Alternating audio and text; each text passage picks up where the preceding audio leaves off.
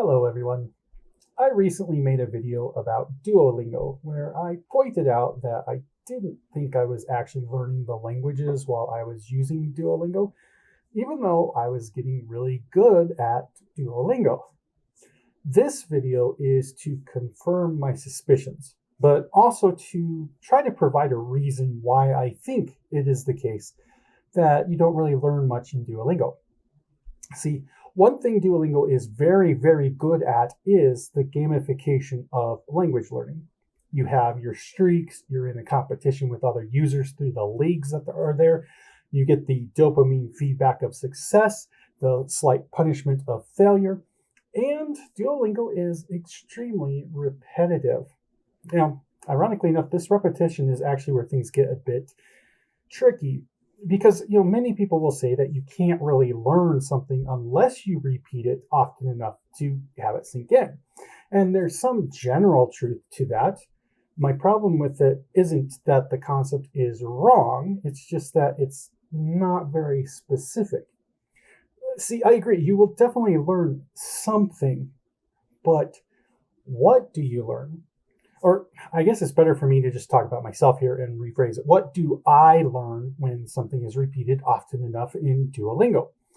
And the answer to that, since I can provide it for myself, is I learn how to move my fingers in such a way that I can more quickly get the bell to ding, the green lights to show up at the bottom, and the dopamine reward of getting more points.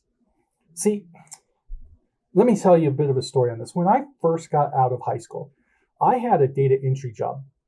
For 8 hours a day, I read forms that had come in. I'm looking for specific numbers on this form. I enter them into a computer using a 10 keypad, and then I read other bits of information, put that into the computer, typing it in, hit submit, move to the next form.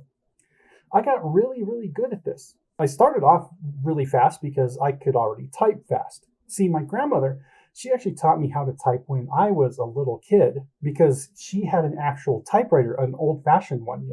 You press the little keys and the hammers go and hit the ribbon. But she would not let me touch her typewriter until I had learned how to type correctly.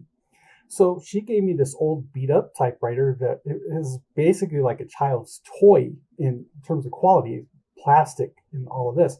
And I learned how to type when I was about, 6 or 7 years old. So by the time I graduated high school, I was able to type over 160 words per minute, which was more than twice what I needed to qualify for the data entry job when I joined that. So, I was able to get that job really quick. Now, here's the thing about that job. I was looking at over 1,000 different forms every single day. Each of them had a unique ID number on them. And it ranged from 6 digits to 12 digits in length, depending. And there was tons of other data on each of these forms that I had to enter into the computer. So I quickly learned that I could do the entire job without thinking at all. That is, I could grab a piece of paper, read and type the ID number in, not even knowing what I just read, somehow magically knowing if I typed it incorrectly, though, so I could go back and correct typos. I just kind of felt if I typed something wrong. And I could just fly through the work, page after page after page. And most of the time when I was working, I just spent my time thinking deep philosophical thoughts, or to be more honest, at the time I wanted to be a author, so I was coming up with story plots, aliens blowing up stuff on the other side of galaxies, things like that. It was actually a lot of fun. The work itself took no brain power whatsoever. And you might be thinking, well, if you're not paying any attention at all to what you're typing, surely your error rate must have been through the roof. But no, I consistently had less than a 0.1% error rate, meaning less than one typo per 1,000 items that I was submitting. I could type an item, hit submit, and if you asked me what was the last number you had just typed, I would be like, I have no clue. I don't remember.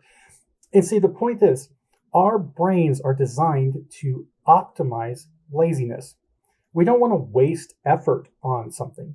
So why would I need to store information about what I just typed? All I need to know is that when I was typing it, it was correct. It felt correct. I hit enter and it's in. All I need to do is know I see this image, this key gets pushed down, I continue on. I can think about the aliens blowing up that planet on the other side of Andromeda. I don't need to store that data. I'm never going to use what data I just typed ever again. It's not useful to remember. It's a waste of brain power to remember that. So don't. And this is where Duolingo's gamification works against you if your goal is to learn a language. See, to some extent, it's the systemic flaw that's at part of using tests as a metric to measure knowledge, but it's particularly egregious in Duolingo. When you optimize play on Duolingo, you're optimizing what gives you the most points in the least amount of time. Now, naively, you might think that the way to optimize that is to learn the language. No, that's not the case. Learning the language is hard. That takes a lot of work. It's far more difficult than playing the game. In fact, so radically different is the process between learning a language and playing a game that let me just give you the example of somebody, Nigel Richards. He's a man who won the French Scrabble tournament despite not knowing how to speak French. See, you don't need to know the language in order to win a game. Just like you don't need to understand a topic to be able to pass a test that's on the topic. You just have to know how to pass a test. And this is kind of what is happening with Duolingo.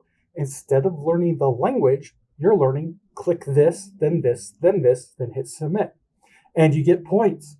If you turn off your word bubble, so you have to actually manually type everything, then it gets a little bit tougher, but this is where the repetition kicks in and works against that too. See, having typed the same thing many, many times, instead of click this, then this, then this, and hit submit, you just go, well, you go enter. It's that pattern of keystrokes, and you hit enter. It becomes Pavlovian. You don't need to know it. It's just this input gets this physical action, and the dopamine hit occurs. Your brain feels happy. And whatever brain processing power you had at the beginning, you just set it aside. Now that you've set it up, you don't need to use any of that anymore. Your brain is only concerned with the mechanical motions your body needs to perform, either through keystrokes, mouse movements, or on-screen taps if you're using your phone, to get you that final kick. It's those mechanical motor skills that you are reinforcing, not knowledge of the language. And the gamification of Duolingo works against learning because it applies the pressure of competition to that. So if you're competitive like I am, you want to get the most points the fastest so you can stay in the lead and not even be close. At the very least, you don't want to be punished by demotion, and that's a real threat in Duolingo. So you do your extra lessons to churn out more points, but all you're really doing is training your brain to do the physical maneuvers more and more quickly. And because your brain knows that you don't need to understand the language in order to get that to work, you just prune out the bits that you don't need to know for you to get to that end state. Any energy you waste on learning the language cannot be used to optimize your speed at Duolingo. And this is why I bring you back to the point I made in a tiny video a long, long time ago, actually, where I said, I asked the question, what is the best way to learn a foreign language and why is it Italki? Honestly, I don't mean Italki itself. This isn't like a sponsored video by them or anything like that. But Italki does this method very, very well. It's where you're connected with another person, a native speaker of the language, so that you're engaging with them in that language. Now, you don't need Italki. You can do this on Twitter. You can do it on YouTube in the comments if you have a friend that you want to talk to there. It doesn't matter where you do it as long as it's a relational exchange between people. Because, see, I talk weekly to friends from Mexico or Ukraine or Russia, and I don't get dopamine points when I'm talking with them by getting something faster or doing it often enough. No, when I talk with them, the dopamine hits that happen when I have a thought, I say it, they understand it, they respond, and I understand their response. That is the dopamine hit there. That's that cycle. That's what you would call communication. Communication, that's using language to communicate. That is the dopamine hit.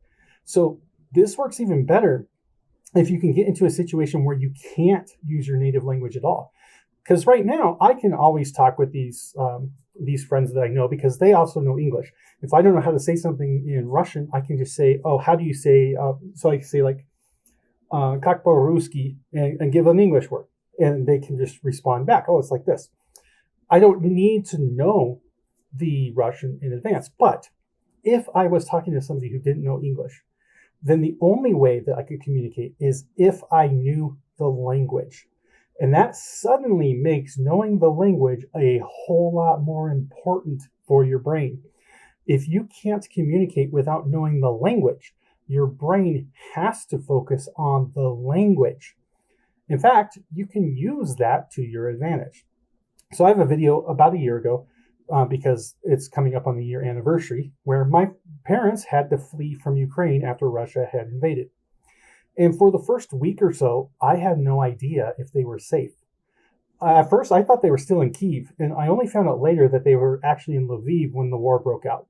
So Lviv is farther to the west, and it's therefore safer because it's close to Poland. But Kyiv, if you remember, the Russians were like less than 20 kilometers from the city limits by the end of that first week.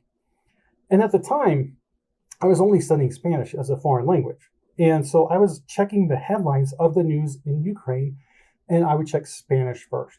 I would use BBC Mundo, and then I would watch the Spanish newscasts like Telemundo, because I was invested in knowing the information, and my brain was focused on trying to figure out the language.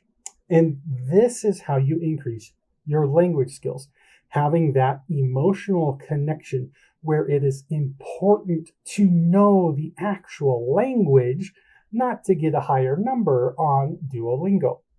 So here's the thing, end of the day, can you use Duolingo to learn a language? I would say yes, if you can ignore the gamification pressure and focus instead on actually learning the language, not how to play the game.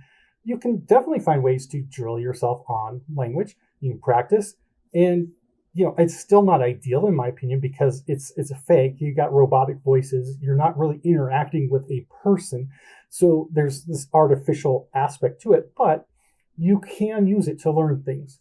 But if you're a competitive person and you cannot stand to fall behind on the leaderboard, and it hurts you internally if you get demoted, Duolingo will not teach you a new language. It will just teach you how to learn the heuristic shortcuts you need to win at Duolingo with as little effort as possible. And remember, the effort you need to win at Duolingo does not require you to actually communicate in your target language at all.